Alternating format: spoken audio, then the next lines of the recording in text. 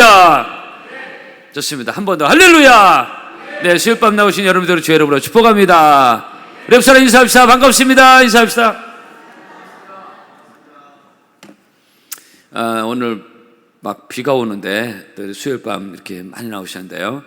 여러분들의 타협하지 않는 또 하나님에 대한 은혜에 대한 사모함이 오늘 이 시간에도 오늘 수요예배 가운데도 은혜 위에 은혜가 임하기를 축복합니다.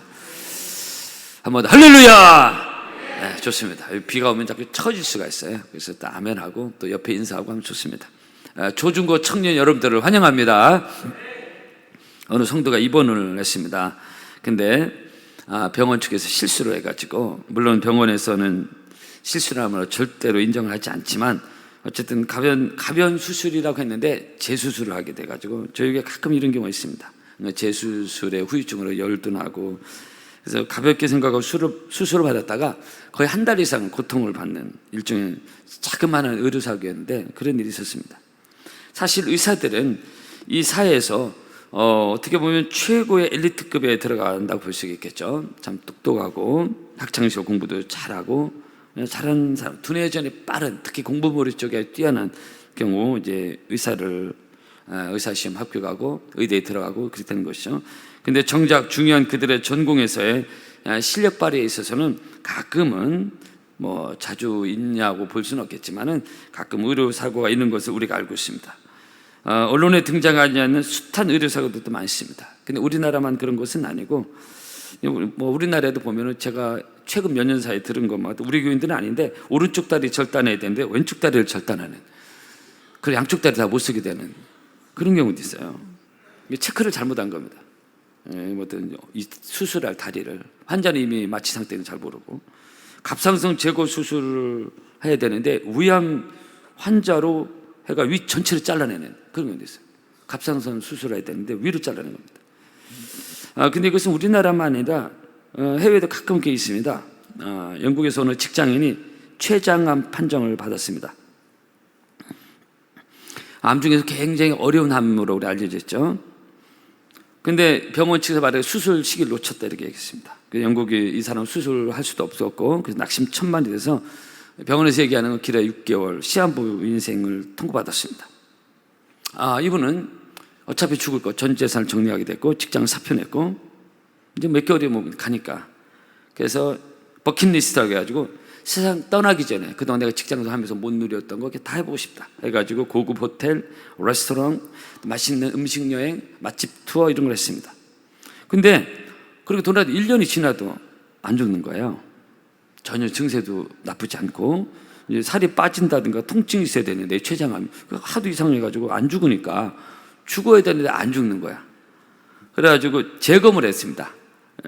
재검 결과 췌장암이 아니라 췌장염이었어요. 여러분, 암과 염은 엄청 차이가 있습니다.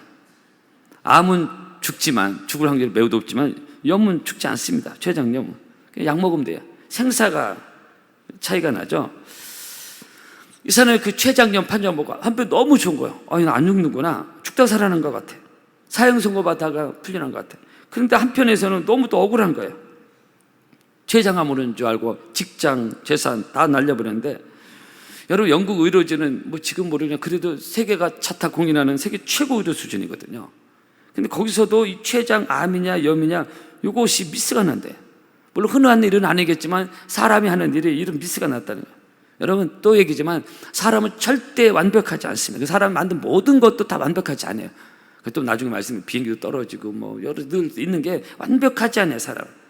당연한 얘기를 합니다. 여러분, 죄인이 어떻게 완벽할 수 있겠습니까? 죄는 절대로 완벽하지 않아요. 이 죄라는 의미 자체가 원어적으로 흠이 있다라는 뜻이, 흠이 있어요.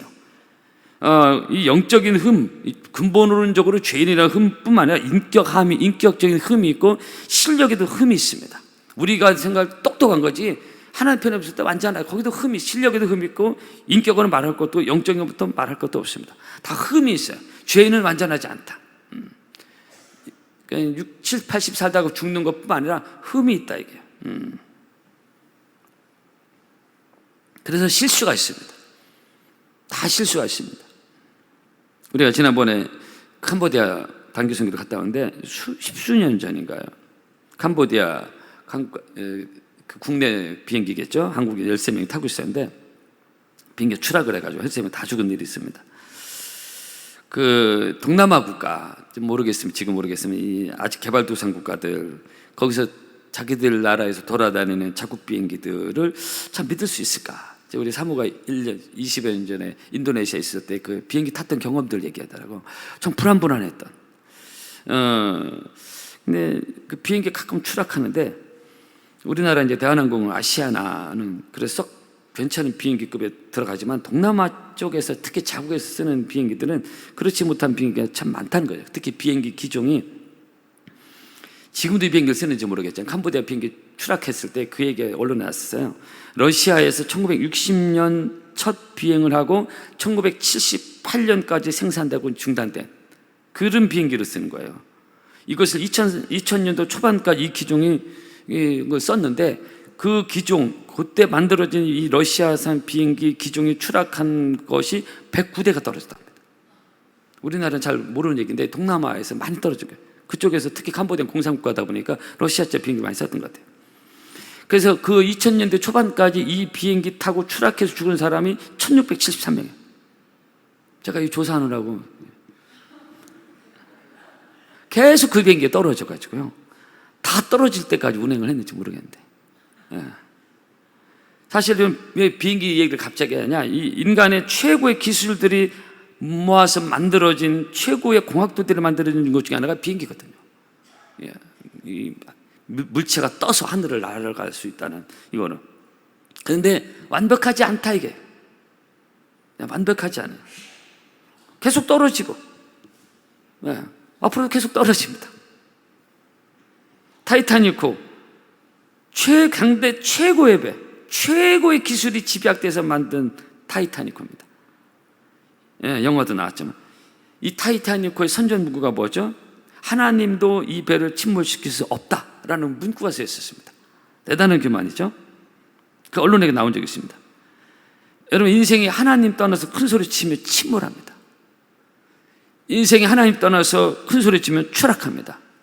타이타닉호가 추락한 거예요. 교만은 패망의 선복이라고 했잖아요. 인간 죄에는 흠이 많은데 하나님 떠나서 자꾸 큰 소리 치고 그러면 안 된다 이게.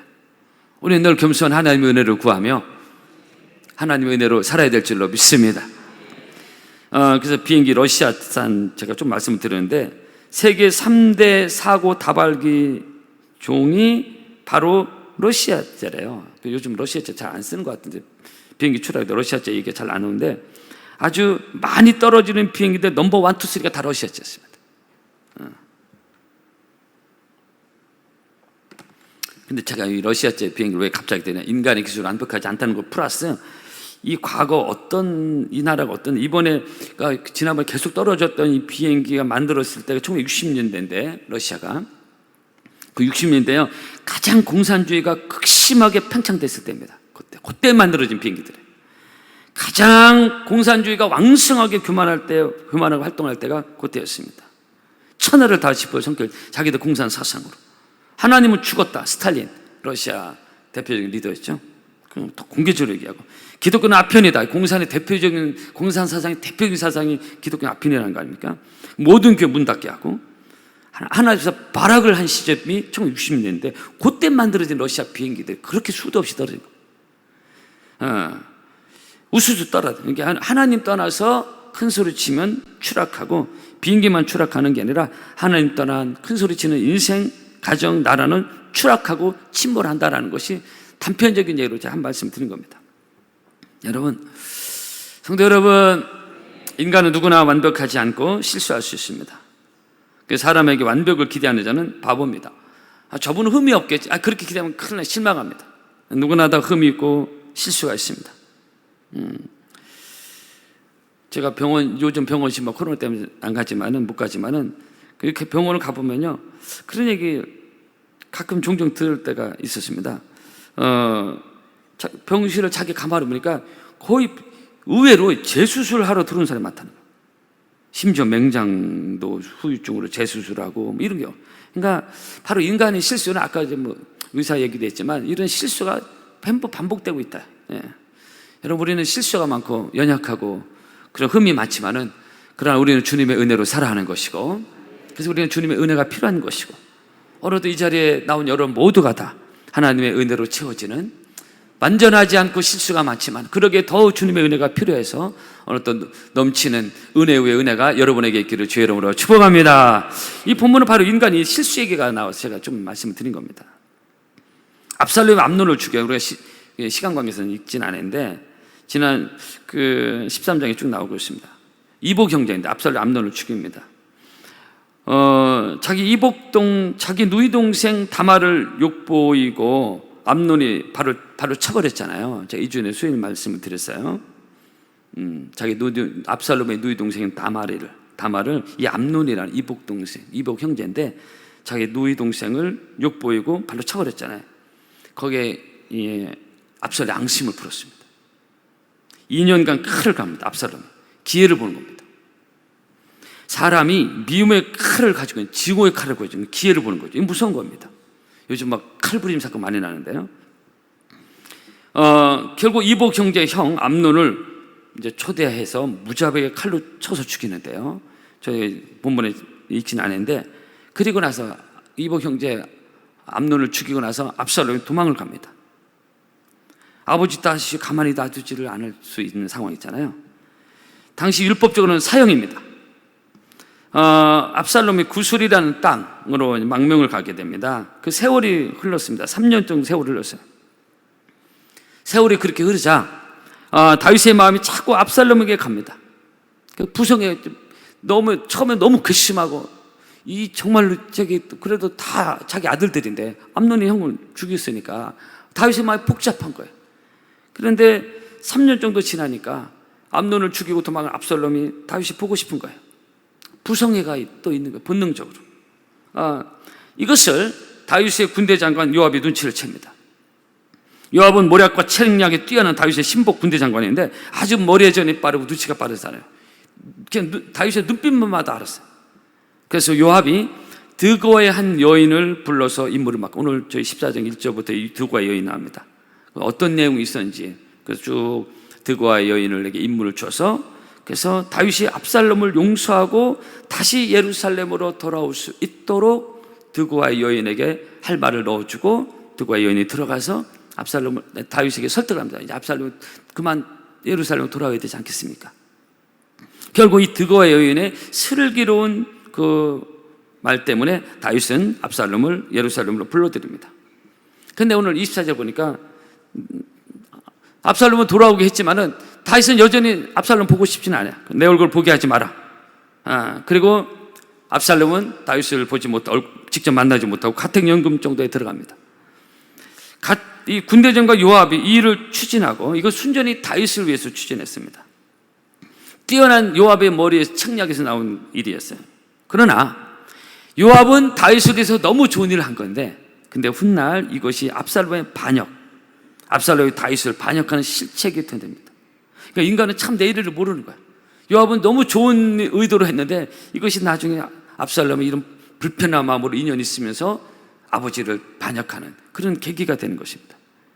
그러니까 인간편으로 볼 때는 요압의 의도는 너무 좋았는데, 근데 다윗 왕과 압살롬의 그 화해를 위해서 그렇게 한 거예요.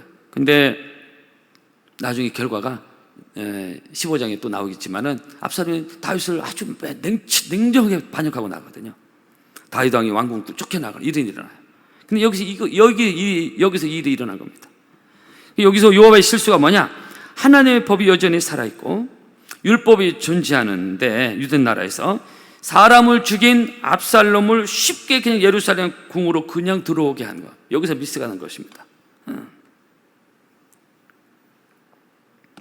이 일을 추진하기 전에 먼저 선지자와 상의를 하고 하나님의 뜻을 생각하고 그렇게 해야 되는데, 인간적인 생각만 가지고 이 일을 추진한 겁니다. 요압이 기도하지 않고 선지자 물어보지 않으니까 자기 생각 이렇게 하면 좋을 것 같아. 그런데 이렇게 한 결과물이 좋지 않았어요. 오늘 수요일 밤 나오신 사랑하는 성도 여러분, 성도는 아무리 좋은 것도, 내 생각에는 아무리 좋은 의도가 있을지라도 먼저 하나님의 뜻을 구하고 물어보고 기도하고, 이것이 순서가 맞아야 되는 겁니다. 한번 따라합시다. 먼저 기도하고. 이게 늘 다윗은 늘 먼저 기도하고 전쟁하고 이렇게 했잖아요. 요압은 그 믿음의 사람은 아니었어요. 그랬던 것 같아요. 그냥 다 인간적인 머리로만 굴리면서 살았어요. 그런 일로 좋은 일로 의도는 추진했는데 이게 결국 나중에 결과물이 좋지 않았다 이게. 그러니까 하나님의 뜻을 구하지 않고 너무 인간적인 머리 회전으로 돌려가지고 어떤 일을 할 때 잘 될 것 같은데 내일을 우리가 알지 못하잖아요. 그래서 결국 이런 문제가 생겼다 이게. 우리는 늘 먼저 기도하고 이것이 먼저 생활해야 될 줄로 믿습니다. 너희는 먼저 그의 나라 구의 의를 구하라. 이것이 늘 우리에게 주시는 주님의 말씀인 것입니다. 요압의 머리학이 뛰어나고 생각이 뛰어나고 머리 회전이 빠르고 그 빨리 돌아가는 머리로 정말 다윗 왕을 위해서 또 압살롬의 어떤 그 데려오는 일, 두 사람을 화해시키는 일, 너무 나는 좋은 일을 했다 이 생각한 거예요. 그런데 다음에 보겠지만 15장에서 압살롬이 다윗을 반역하게 됩니다. 결과로 좀 볼 때 요압은 자기 의도와는 상관없이 큰 실수와 실책을 한 거예요. 아까 말씀드린 대로 내노라는 의사들도 이런저런 실수가 있듯이 요압도 뛰어난 머리학가였지만은 이런 실수가 있었다는 것입니다. 우리는 매사 늘 겸손히 하나님의 뜻을 구하며 기도하는 영적 습관이 있으므로 하나님의 뜻을 잘 분별하는 저 여러분 되기를 주의 이름으로 축복합니다.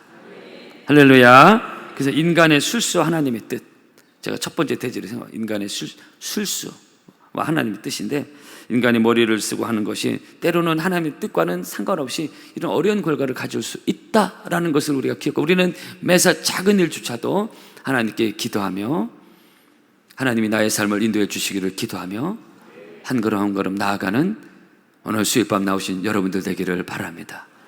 축복합니다. 두 번째로 반역의 시인데요. 오늘 간단하게 말씀드리고 말씀 마치겠습니다. 압살롬이 예루살렘 궁으로 돌아왔을 때 다윗이 취한 조치를 제가 말씀을 드렸죠. 왕이 가로되 저로 이 압살롬으로 그의 집으로 물러가게 하여 내 얼굴을 볼 수 없게 하라. 이 성경은요 매우 디테일하게 이런 사건들을 기록하고 있습니다. 그러니까 용서는 했지만 얼굴 보고 싶지는 않은 거 아직도 마음이 그렇게 풀리지는 않아요. 큰아들 암논을 죽인 압살롬에게 마음이 편치 않아요. 다윗이 내 얼굴 보지 못하게 해라. 이렇게 2년의 세월이 흘렀습니다. 28절에 반가택연금 상황식으로. 여러분 제가 여기서 드리고 말씀드리고 싶은 건 뭐냐면은 다윗이 압살롬을 어느 정도 용서했어요. 어느 정도. 그래서 다윗 궁으로 오게 한 겁니다. 그러나 완전 용서는 아니야. 완전 용서는 아니야. 이것이 인간 용서의 한계입니다. 완전 용서가 쉽지 않아. 인간은 누구나 다. 아직 압살롬 얼굴 보고 여기서 문제가 생긴 겁니다. 여기서 반역의 싹이 트게 생 겁니다. 여기서 압살롬이 불편하게 됐고 이렇게 된 겁니다. 그러니까 완전 용서하기 어려운 다윗의 마음. 그래서 반역의 씨가 2년간 격리된 상태에서 압살롬이 반역의 불씨를 키우게 되는 것입니다. 악한 마음을 품게 되는 거예요. 서운한 마음을 갖게 되냐, 섭섭한 마음을 갖게 아버지에 대해서. 반역이 일어나는 것입니다. 그러니까 완전 용서와 반역의 씨가 같이 맞물리는 겁니다. 여러분, 성도 여러분, 우리가 누구를 용서한다는 거 쉽지 않습니다. 그것도 완전 용서, 인간이 이거 진짜 고민스러운 일입니다. 대충 용서는 뭐 대충 받아들인 거, 겉으로 좀 받아들인 거, 내 마음에서 완전 용서, 어떤 사건에 대해서, 어떤 억울한 일에 대해서 완전 용서가 우리 인간들 쉽지 않아요. 이 다윗 같은 사람들이 참 고민스러운 일이 일어난 거 이게 지금 완전 용서를 하지 않았는데 이게 문제가 이렇게 된 겁니다. 여러분 누구에게나 용서해야 될 대상은 있다고 저는 생각합니다. 근데 어쩌면 나도 누군가에게 용서받아야 될 사람인지도 모릅니다. 그죠? 근데 용서가 쉽지 않다라는 겁니다. 여러분 기독교는 용서의 종교인데요. 주님이 우리를 용서하시고 우리의 모든 죄악을 용서해 주시고 구원의 백성을 삼아 주셨습니다.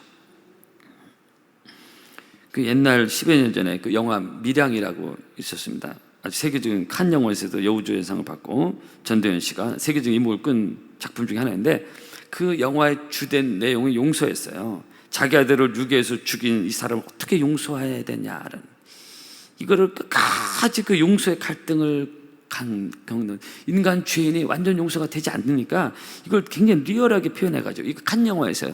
칸 영화제에서 시상을 한 작품이 되는데요. 그 한 맺힌 그 여인의 절규가 나오거든요. 용서해야 되는데 안 되는 거예요, 지금. 이런 거야.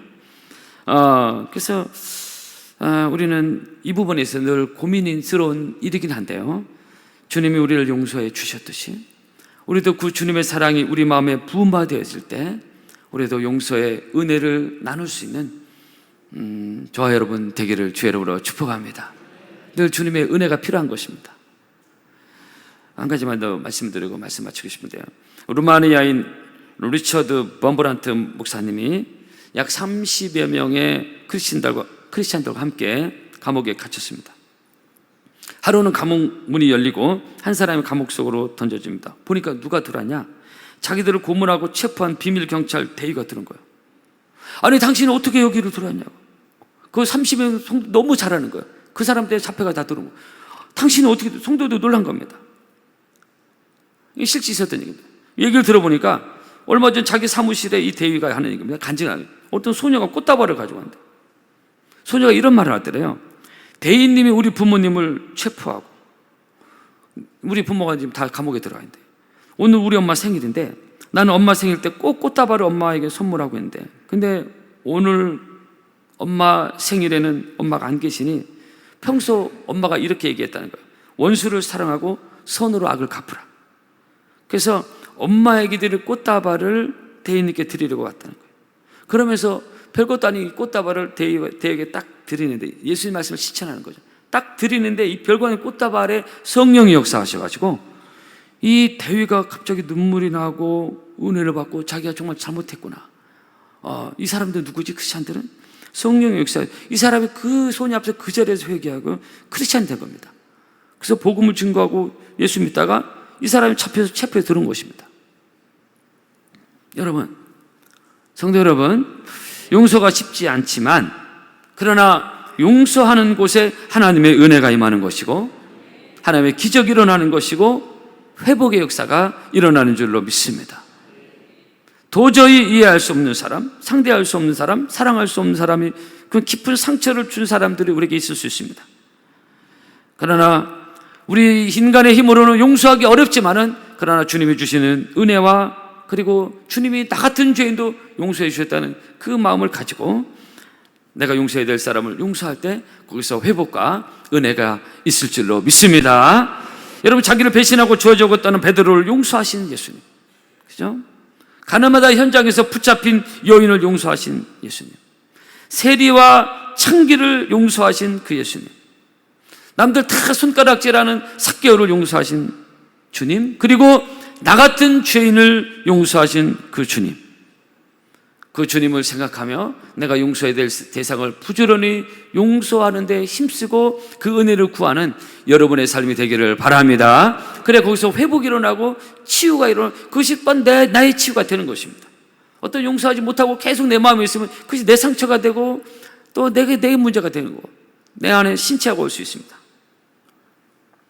집 나간 탕자, 재산 허랑방탕하고 그 아들 같지도 않은 그 아들을 받아주시고 용서하신 그 하나님 아버지, 저는 요즘 최근에 개인적으로 그 창기의 기도, 저 뒤에서 죄인임을 고백하며 집 나간 탕자가 정말 누더기 옷 입고 냄새나는 옷 입고 그 아버지 집에 온 그 아들, 저를 제 스스로 나 같은 죄인을 그렇게 연상시키면서 기도할 때가 많습니다. 우리가 모두가 다 탕자 같은 냄새나는 그런 죄인들이요, 저 창기가 저 성전 뒷문에서 뒤에서 자기가 가슴을 치며 회개하며 기도했던 그 창기의 모습이 바로 우리의 모습이 아니겠는가, 그런 생각을 가지고 있습니다. 그런 우리들을, 나같이 추악한 죄인들을 받아주신 그 예수님의 은혜와 사랑이 내 안에 충만히 넘치면 우리도 용서해야 될 대상을 용서할 수 있는 은혜를 우리에게 주실 줄로 믿습니다. 용서하라고 해서 용서하는 건 아니에요. 그러나 그리스도의 사랑이, 은혜가 우리 마음에 분바되면, 로마서 5장 말씀대로, 그러면 주의 은혜로 말미암아 우리도 용서할 수 있는, 치유의 대상이 될 수 있는 우리의 삶이 될 줄로 믿습니다. 여러분 기억합시다. 우리는 모두가 다 하나님으로부터 용서받은 죄인들입니다. 모두 흉악한 죄들입니다.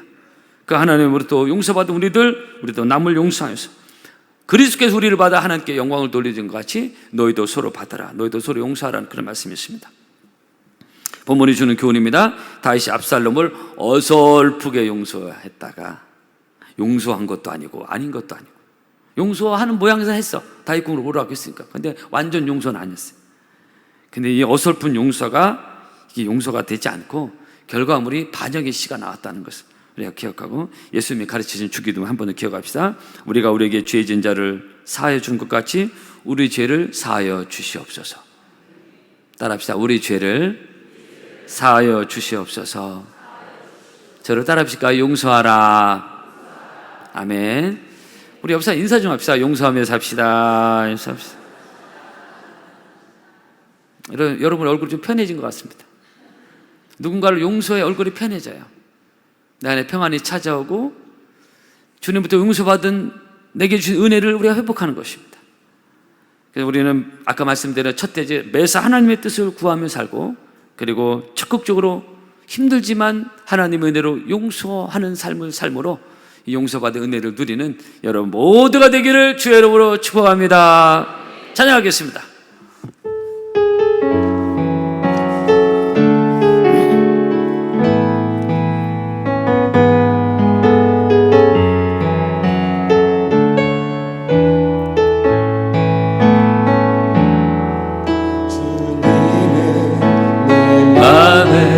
아픔 알아주시니 지난 밤 눈물 지워주시고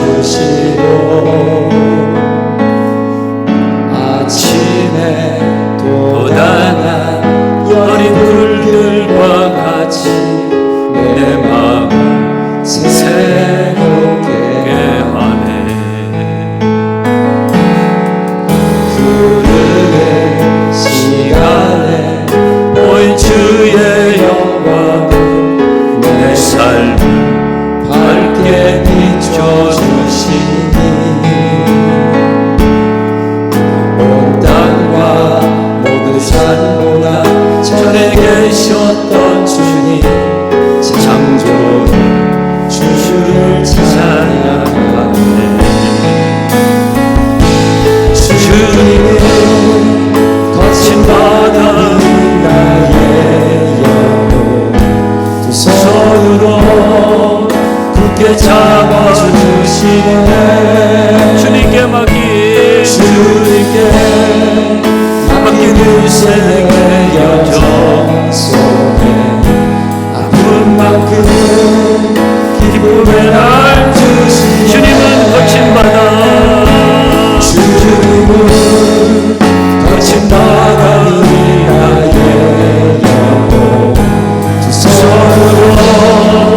굳게 잡아주시네. 주님께 맡긴 인생의 여정 속에 아픈 만큼 기쁨의 날 한 번 더 찬양합시다. 주님은 거친 바다, 주님은 거친 바다 나의 영혼 두 손으로 굳게 잡아주시네. 주님께 맡긴 인생의 여정 속에 아픈 만큼 기쁨의 날 한 번 더 믿음으로 찬양하고 싶습니다. 주님은 거친 바다, 주님은 거친 바다 나의 영혼 두 손으로 굳게 잡아주시네.